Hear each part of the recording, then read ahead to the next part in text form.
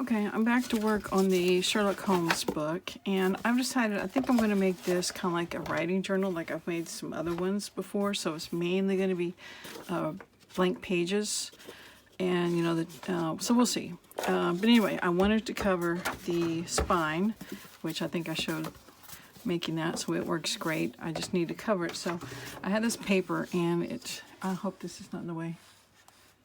Got my phone charging. Anyway, so look how close it comes, almost covering it. So what I think I'll do is just kind of overlap the two in the center of the spine. So I'm just going to glue this on. So I need to figure out where to cut it. So try to do this without getting out of frame and without getting my big old head in the frame. So mark it there. And I think we come kind of in the middle, a little over the middle. Alright, see if I can find my paper cutter now. Yep. I've got two journals going on at the same time. Mainly, I actually got more than that, but two right at the second. I've got Scooby-Doo up here. You might see, not Scooby-Doo, Clue and Scooby-Doo. Oops. And then Sherlock Holmes. I'm also going to work on the Hardy Boys, Nancy Drew people. So every detective under the sun is getting worked on by me. But boy, I need to replace that blade. Goodness. Okay, so let's see how that fit.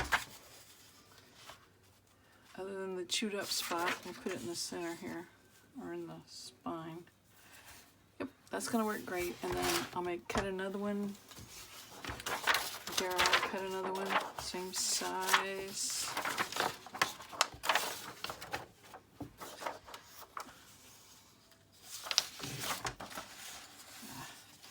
Sure, this is going to work. And the height. Okay. See if I can cut this one without gouging some of it out.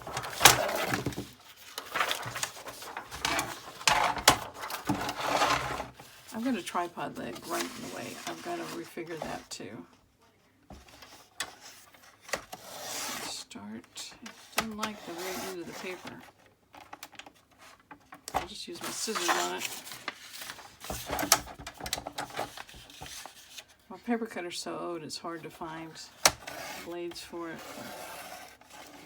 Okay. Scissors.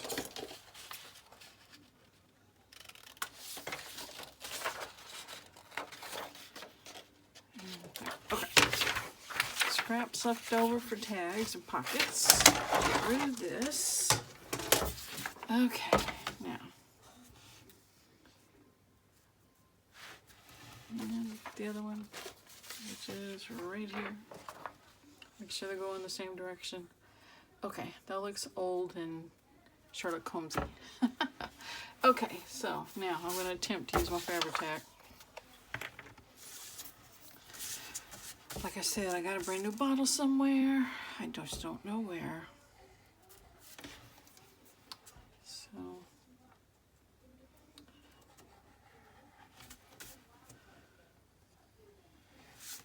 anyway, I'm working at night. I hope the shadows aren't too bad. You know, I've moved my room. This is the third room I've been in. And this is the second location in this one room, and the actual second desk I've used, and I've kind of decided this, I like it. I'm in the corner, I'm not facing a window, which I kind of worried about, but I really like this desk area. It's kind of, I don't know, it's not really square, but it's kind of rectangular, I guess, because it's in a corner. But anyway, I'm still working out the tripod and trying to get that thing configured right and things out of the way.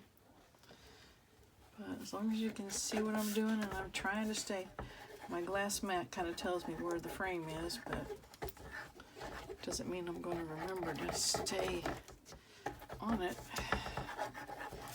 Okay. I will let this dry overnight so that the folds here in the middle will pull. So anyway, I think that's going to be really pretty, and if there's any places that didn't quite get it, like over here, I'll just touch it up with my Distress ink. Ooh, yes, I have stuff falling again. Okay.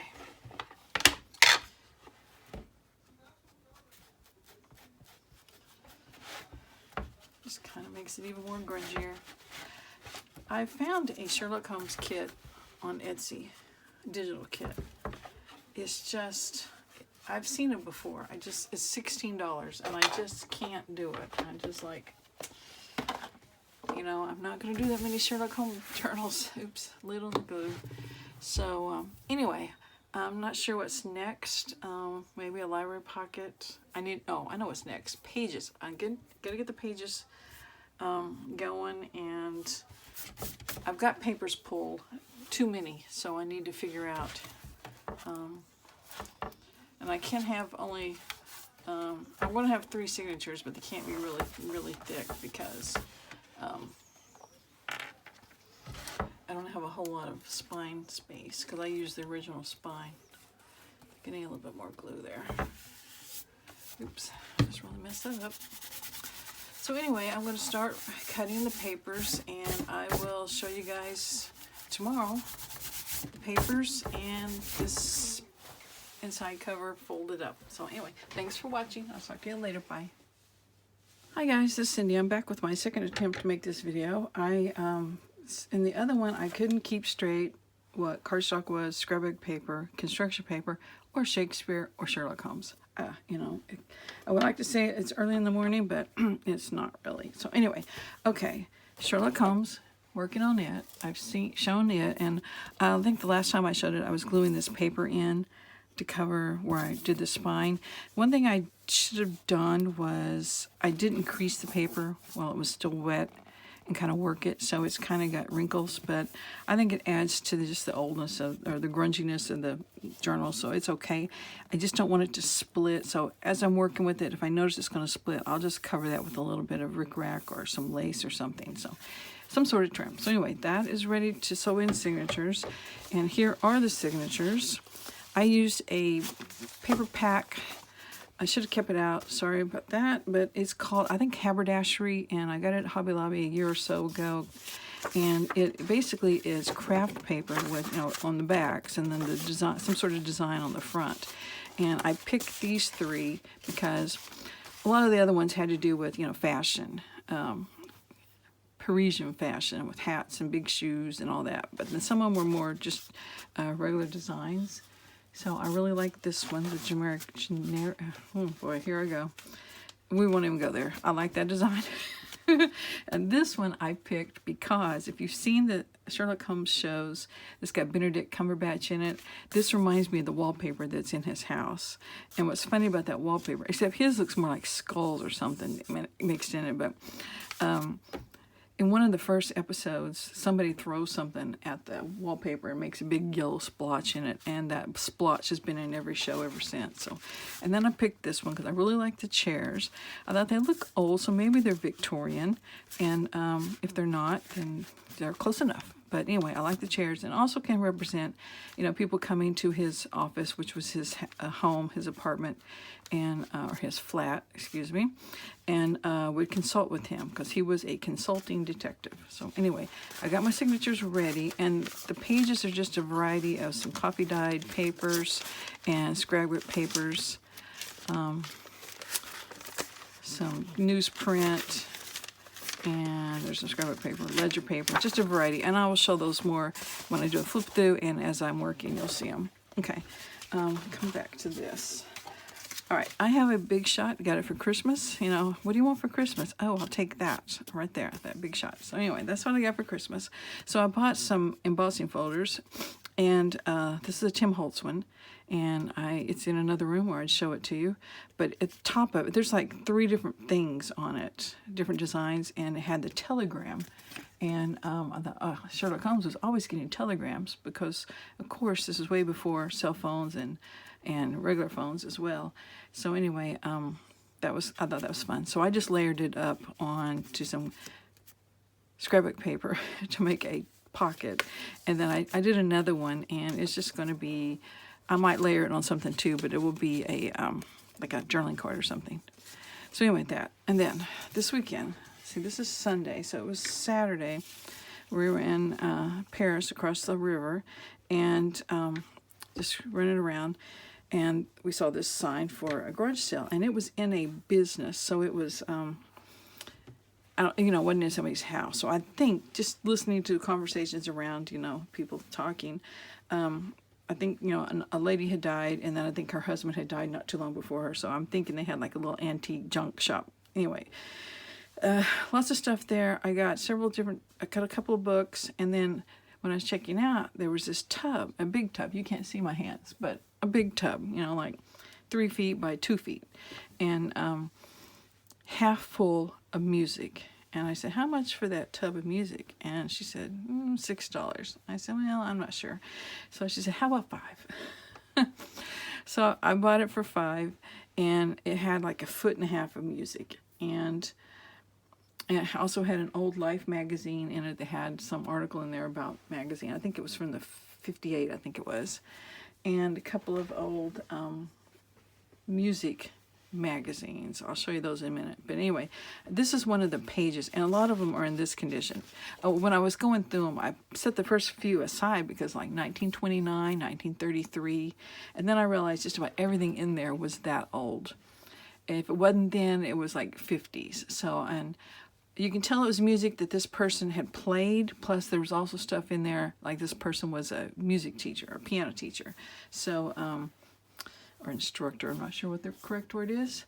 So anyway, very fragile pieces. I don't think any of it can be used as pages, but it can definitely be used as decoration. So as this sheet, it was, like I said, pretty bad shape, but I love the top here. So I'm in the process of fussy cutting this out.